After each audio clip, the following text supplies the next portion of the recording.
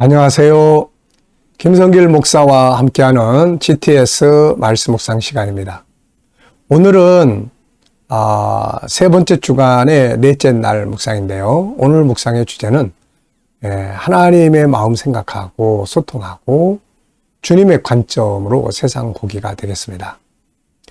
같은 사건인데 내 경험과 내 감정의 관점으로 볼 거냐? 하나님의 관점에서 볼 거냐? 어떤 문제를 해결해야 되는데 내 관점에서 그 문제를 볼 거냐? 하나님의 관점에서 볼 거냐? 어떤 사람과의 관계를 가져야 되는데 내 관점에서 볼 거냐? 하나님의 관점에서 볼 거냐? 내 관점에서 보면 도저히 용서 안 되는데 하나님의 관점에서 보면 긍휼히 여길 수가 있죠. 내 관점에서 보면 불가능한 일 같은데 주님의 관점에서 보면 할 수 있는 희망을 갖게 되죠. 신앙은 내 관점에서 주님의 관점으로 바꾸는 게 신앙입니다. 자, 오늘 우리에게 부딪혀 있는 어떤 사건, 환경, 모든 것들을 내 관점에서 보면 고민 많이 되지만 주님의 관점으로 한번 바꿔보는 시간 되시기 바랍니다. 자, GTS 묵상은 두 가지 목적을 가지고 태어났습니다. 하나는 매일매일의 지속적인 감동의 은혜. 두 번째는 현장의 변화와 발전. 아이들은 학습 능력과 재능 키우는 방법이죠. 5-7+2.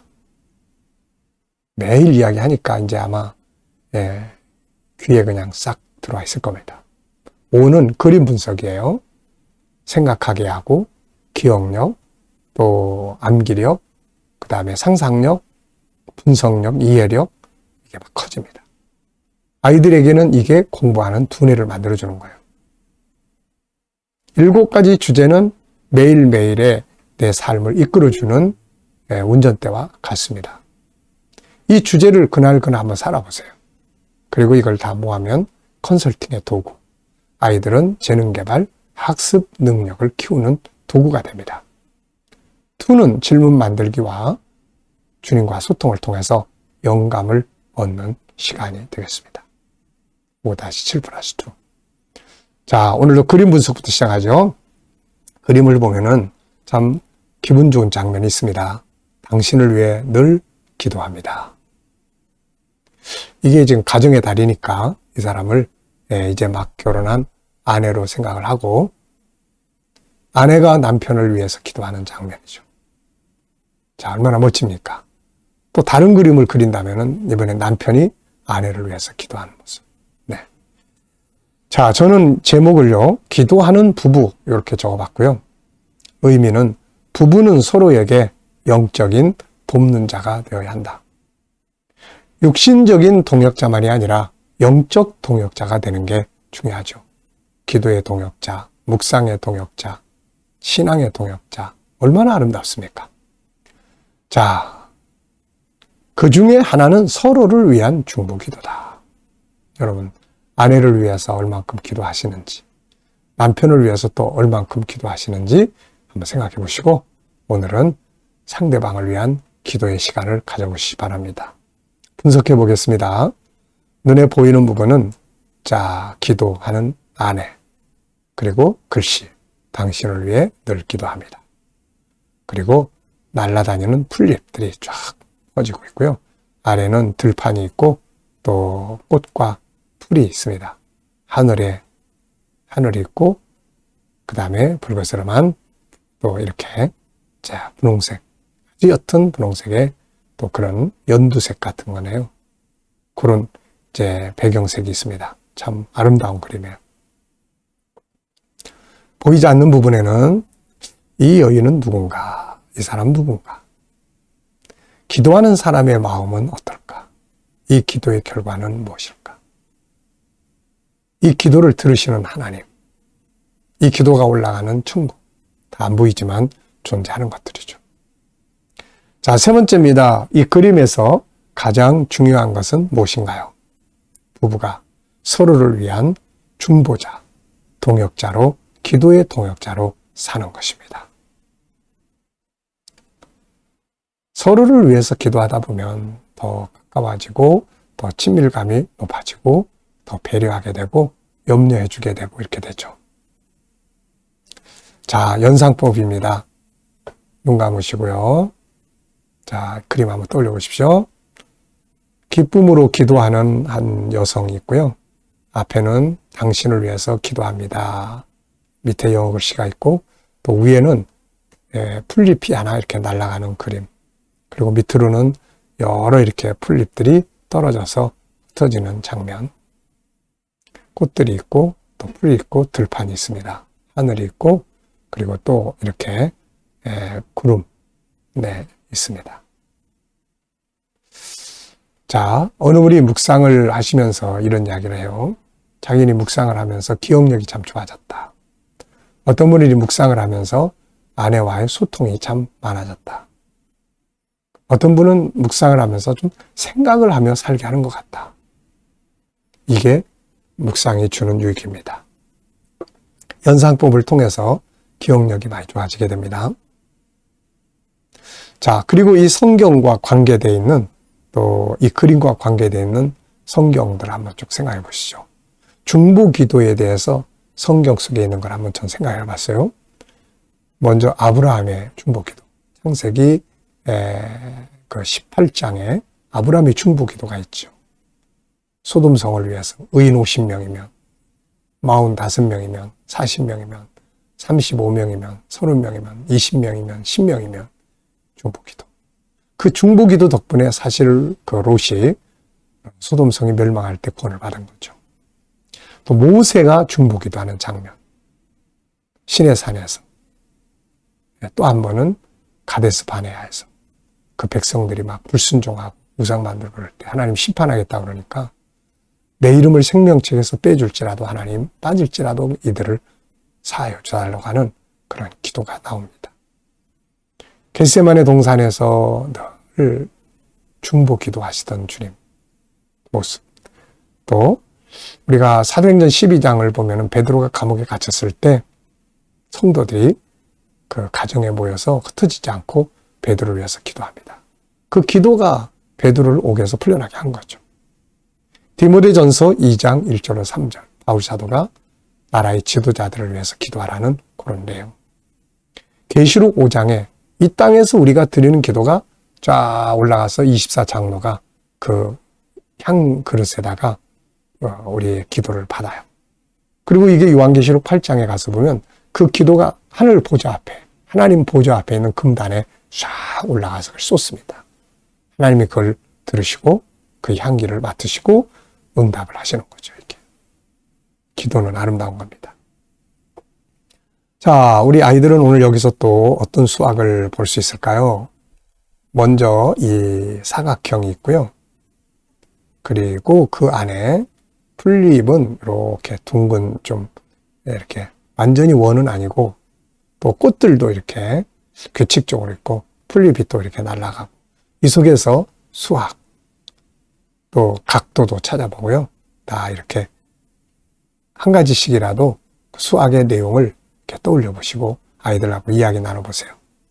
그림 속에서 생활 속에서 수학 찾는 게 제일 좋은 방법이에요. 상상력 키우기입니다. 이 그림을 가운데 두고요. 앞에는 어떤 그림 그리면 좋을까요? 저는 앞에는 남편의 기도를 그려볼 것 같아요. 아내를 위해서 기도하는 남편의 기도. 그리고 이제 다음 그림은 부부가 서로를 위한 기도하는 부부. 부부가 행복하게 살아가는 그런 모습을 그려볼 것 같습니다. 자, 미래를 어떻게 살고 싶은가요? 그렇다면 지금 무엇을 해야 할까요? 저는 항상 제 7가지의 미래 비전이 있는데요. 그거를 항상 적습니다. 매일매일 적어요. 그리고 그걸 놓고 기도하고 그걸 놓고 하나님께 간구하고 그렇죠. 그리고 그 속에서 내가 뭘 준비해 가야 되는지 저는 항상 지금 그렇게 해 가고 있습니다. 금방 미래는 오늘이 돼요.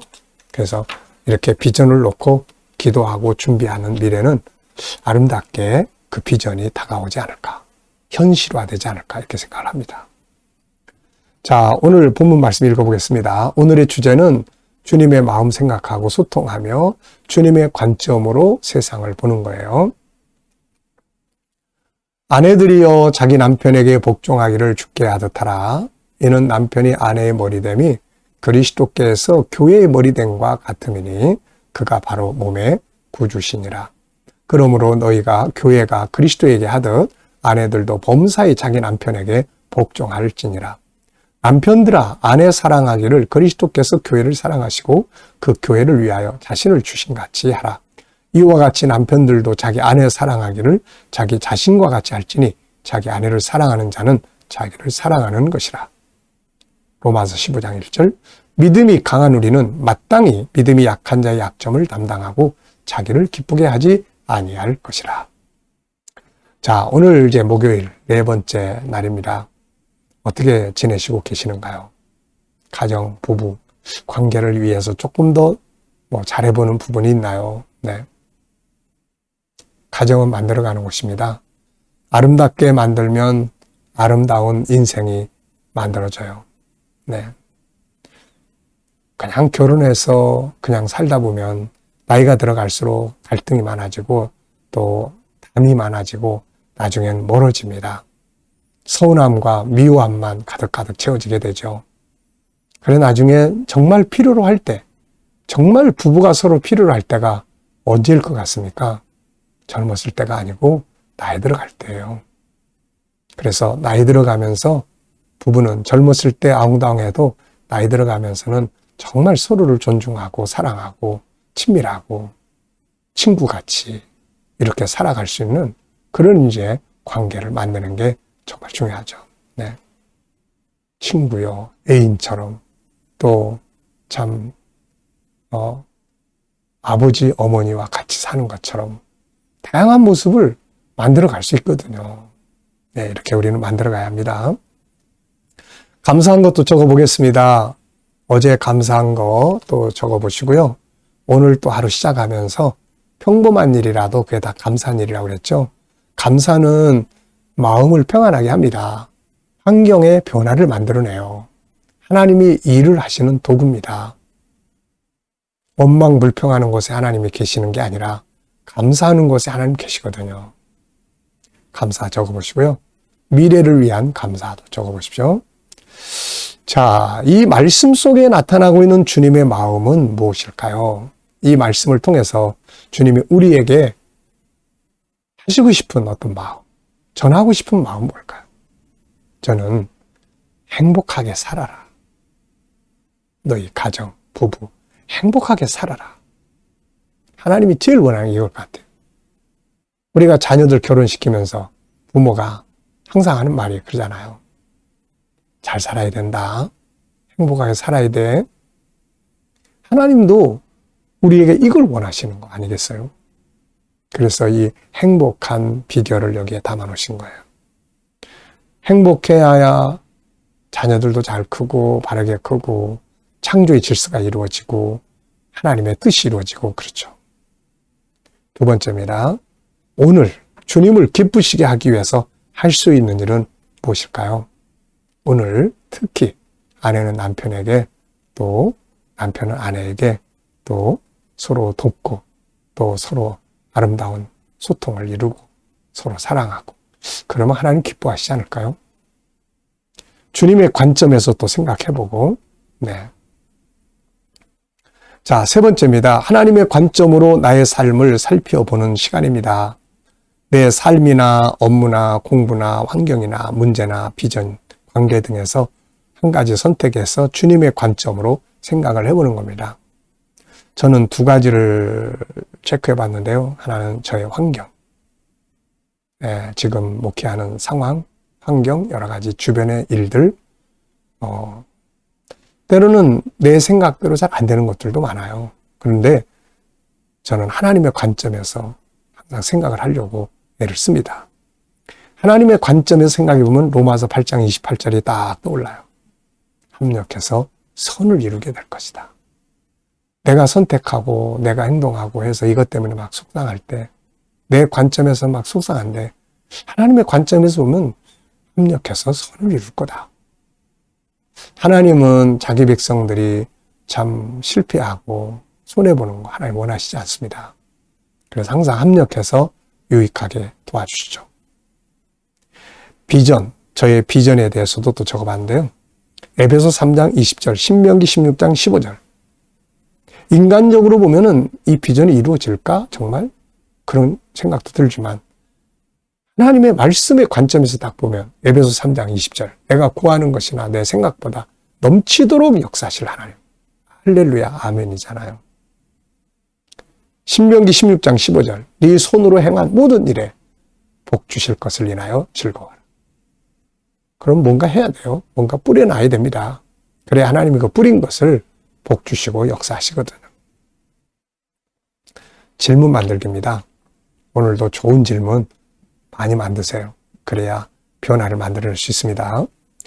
에베소 5장 25절에서 질문 만들기입니다. 남편들아 아내 사랑하기를 그리스도께서 교회를 사랑하시고 그 교회를 위하여 자신을 주신 같이 하라. 아멘. 자, 질문 이렇게 만들었습니다. 왜, 무엇을, 어떻게, 만약 이런 걸 넣으면 질문이 만들어져요. 자, 남편이 아내를 사랑하는 것, 그 모범은, 모델은 무엇인가? 남편이 아내를 어떻게 사랑하는 거지? 여기서 예수님께서 교회에 하신 것, 교회를 위해서 자기를 주신 것, 이걸 모델로 말씀하고 있습니다.